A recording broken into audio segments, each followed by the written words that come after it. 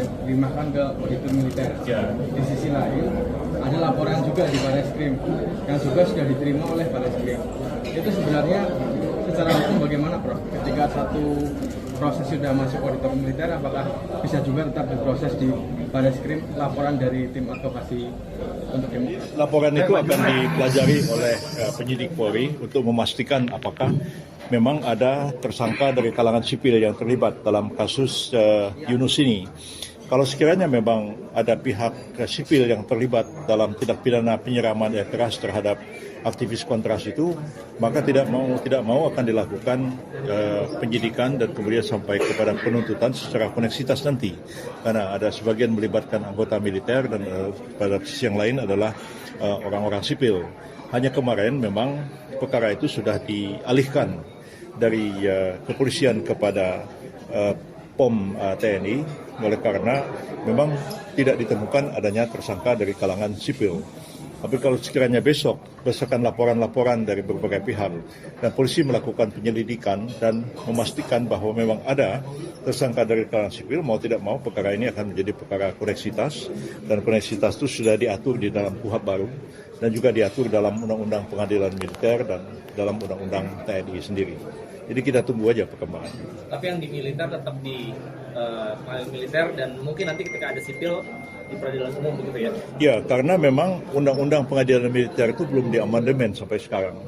Ini memang ada 3 undang-undang yang mengatur hal yang saling berkaitan satu sama lain terkait prajurit TNI aktif yang melakukan tindak pidana. Jadi kalau kita mengacu kepada Undang-Undang Pengadilan Militer, undang-undang itu menegaskan bahwa di mana dia akan dituntut itu tergantung pada subjeknya.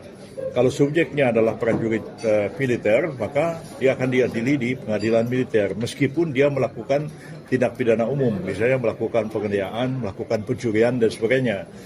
Sementara di dalam Undang-Undang TNI itu dilihat pada jenis tindak pidana yang dilakukan. Kalau tindak pidana itu menyangkut tindak pidana umum, maka diadili di pengadilan umum. Tapi kalau tindak pidananya berkaitan dengan militer, maka akan diadili pengadilan militer. Tapi Undang-Undang Prajurit TNI itu menyatakan itu berlaku jika Undang-Undang Pengadilan Militernya sudah diubah. Undang-Undang Pengadilan Militernya sampai hari ini nggak pernah diubah. Lalu kemudian berlaku KUHP mulai Januari kemarin. Nah, kalau KUHP itu justru melihat pada aspek kerugiannya. Kalau tindak pidana itu menimbulkan kerugian di kalangan sipil, maka dituntut di pengadilan sipil. Kalau merugikan kepentingan militer, dituntut di pengadilan militer.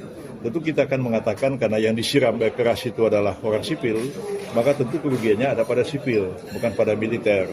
Nah, bagaimana menyerasikan 3 undang-undang ini?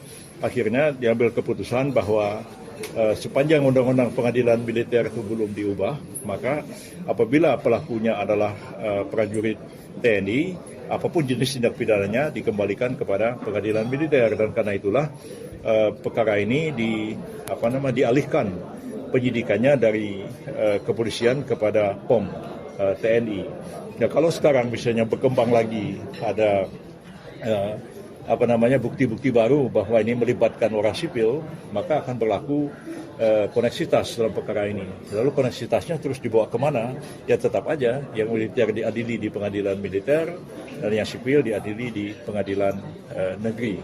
Jadi sebelum sepenuhnya KUHP berlaku terkait dengan masalah ini, terkait juga dengan undang prajurit TNI, yang terasa mendesak sebetulnya adalah mengubah undang-undang tentang pengadilan militer itu sendiri.